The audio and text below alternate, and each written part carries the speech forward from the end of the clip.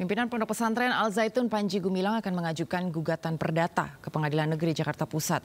Gugatan ditujukan kepada salah satu pengurus Majelis Ulama Indonesia Pusat. Namun masih belum diketahui pemirsa siapa orang yang dimaksud dan bagaimana MUI menanggapi ini. Kita akan membahas lebih dalam bersama Wakil Sekretaris Jenderal MUI Ihsan Abdullah.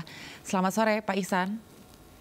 Selamat sore, Assalamualaikum Mbak Anggi. Assalamualaikum Pak Ihsan, tanggapannya seperti apa ini Pak dengan adanya gugatan yang akan diajukan dari pihak Panji Gumilang sendiri? Ya, saya sendiri belum mendengar atau belum mengetahui, tetapi prinsipnya ya kalau memang kami dijadikan tergugat atau Majelis Ulama Indonesia digugat ya tentu kami akan hadapi ya, buat itu sebagai warga negara yang bagus, yang baik tentu ya apa gugatannya tentu akan kami hadapi dalam rangka menegakkan hukum. Dan sampai saat ini juga masih belum diketahui siapa yang digugat dari pihak Panji Gumilang terhadap pengurus begitu ya dari MUI sendiri. Kira-kira sudah ada? Saya justru baru mendengar dari iNews ini. Oh gitu. iNews lebih update awal mengetahui adanya gugatan ini. Kalau dari MUI sendiri terkait dengan gugatan ini, apakah sebenarnya bisa dianggap ini sebagai bentuk perlawanan dari Panji Gumilang sendiri kepada MUI? Karena ada beberapa kali kami dengar begitu dan kami juga baca bahwa dianggap MUI ini sudah bertindak yang melebihi dari fungsinya begitu. Saya kira salah alamat ya kalau MUI digugat, karena kan MUI itu kan sebagai lembaga moral yang menyerukan sesuai dengan fungsinya dalam rangka himayatul umat, yaitu menjalankan mengayomi umatnya agar masyarakat ya, umat Islam khususnya agar tidak terpapar dengan ajaran-ajaran yang menyimpang. Jadi kalau ada terindikasi sebuah lembaga atau orang, perorangan dan institusi yang dianggap menyimpang, maka tentu kewajiban kami untuk mengingatkan. Jadi kalau memang kemudian digugat, ya itu barangkali salah alamatnya ya, karena yang digugat mestinya pihak lain barangkali ya. Jadi bukan Majelis Ulama Indonesia. Tetapi kalaupun nanti gugatan itu dilayangkan ke Majelis Ulama Indonesia, ya tentu kami ya siap untuk memberikan keterangan di pengadilan. Atau juga jangan-jangan ini kan Panji Gumilang yang sudah mendekati proses hukum yang sebentar lagi tersangka dengan beberapa pasal penodaan agama dan ITE yang telah dikembangkan sekarang. Jadi bukan hanya penistaan agama, tapi ITE jangan-jangan juga mencari kompensasi atau mengalihkan isu. Bisa juga kan? Nah, jadi dia tunggu saja.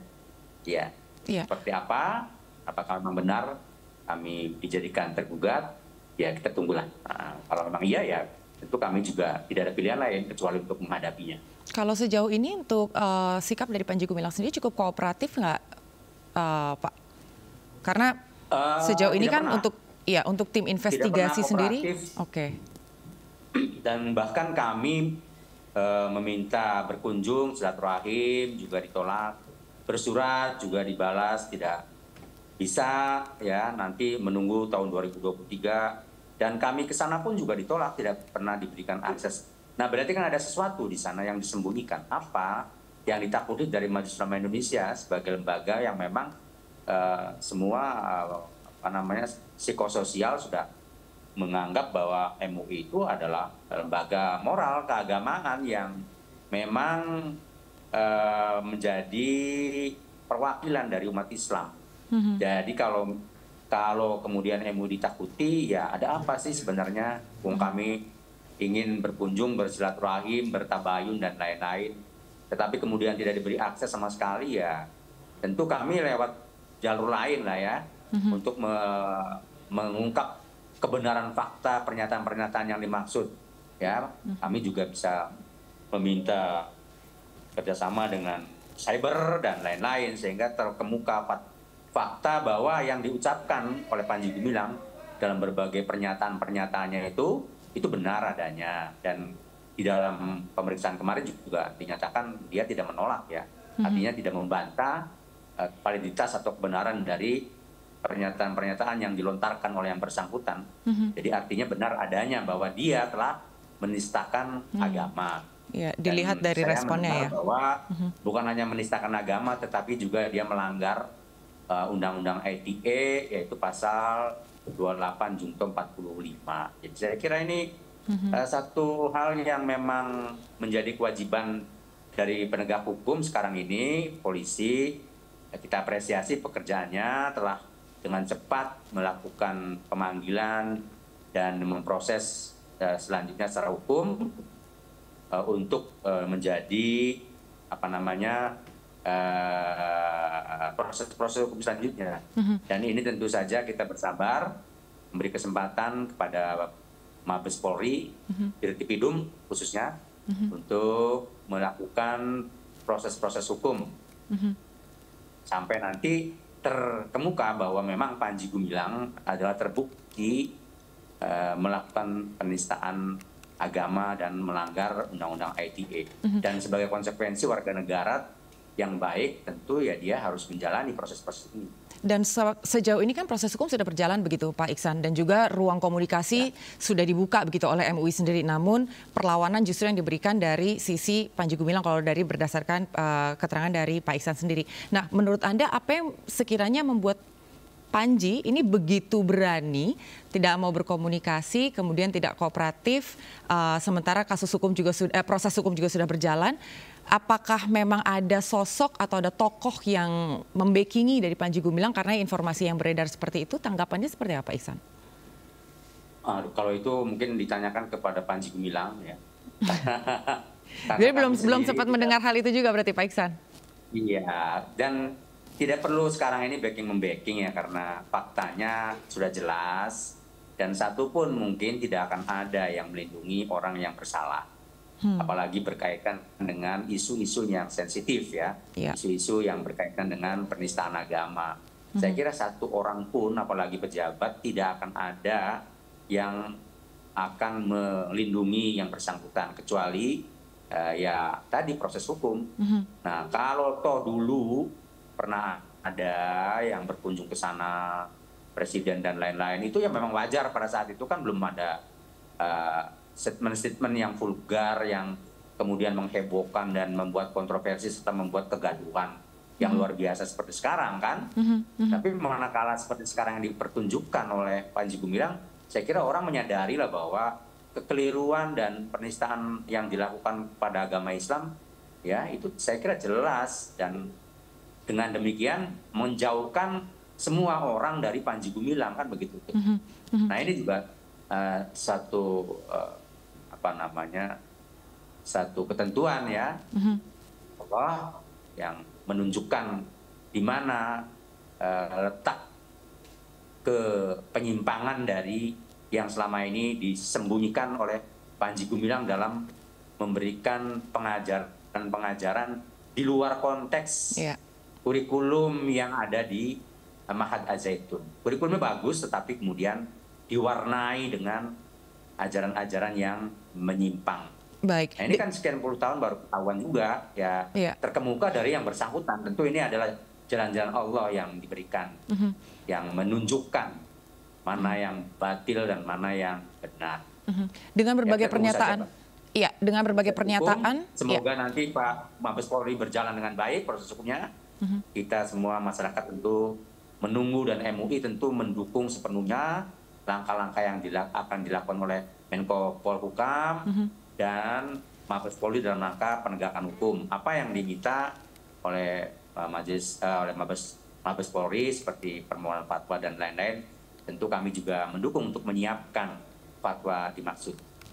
Dengan berbagai pernyataan dan juga ajaran dari Ponpes Al Zaitun yang kontroversial, informasinya bahwa MUI juga sudah menyiapkan 2 fatwa.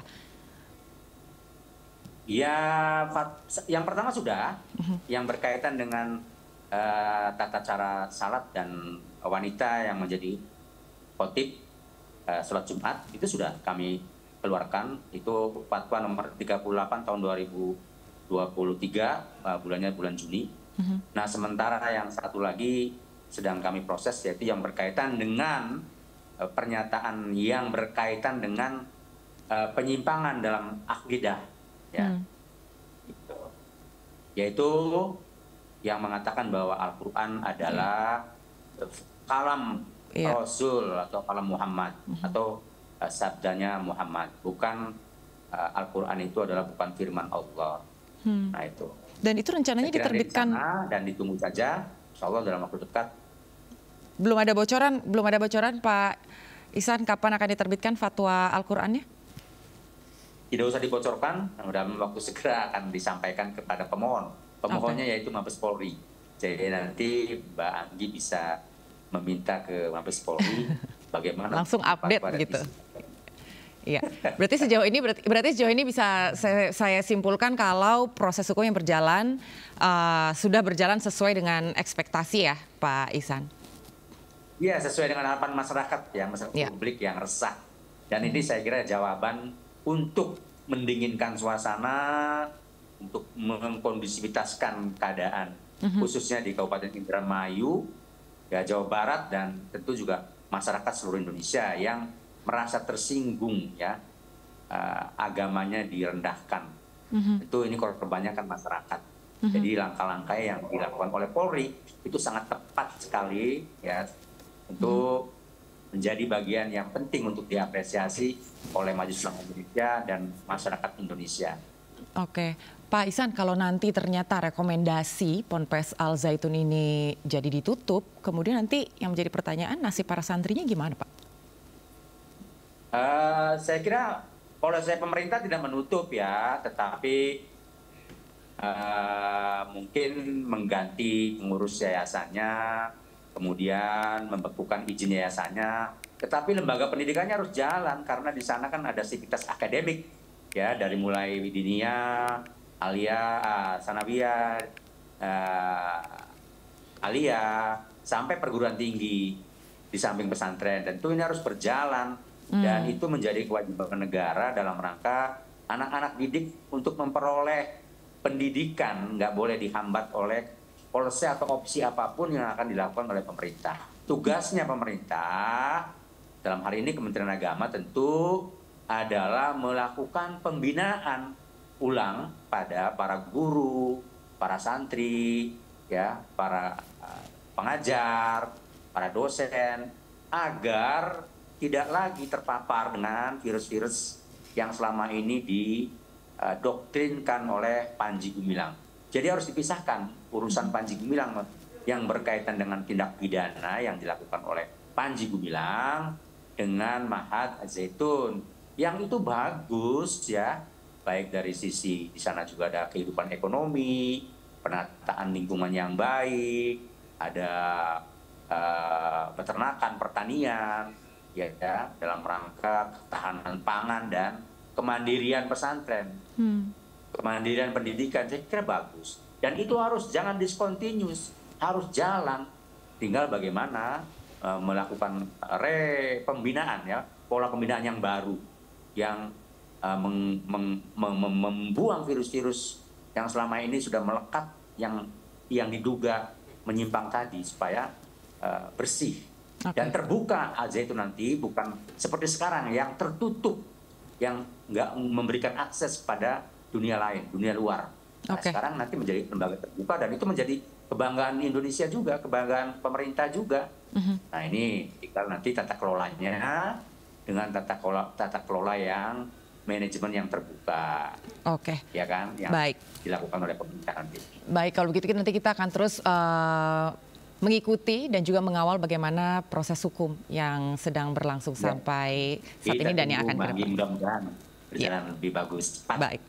Baik, terima kasih Pak Ihsan Abdullah selaku Wasekjen MUI bidang hukum dan HAM. Selamat sore Pak dan salam sehat selalu. Terima kasih, Nabi. Selamat sore. Assalamualaikum warahmatullahi wabarakatuh.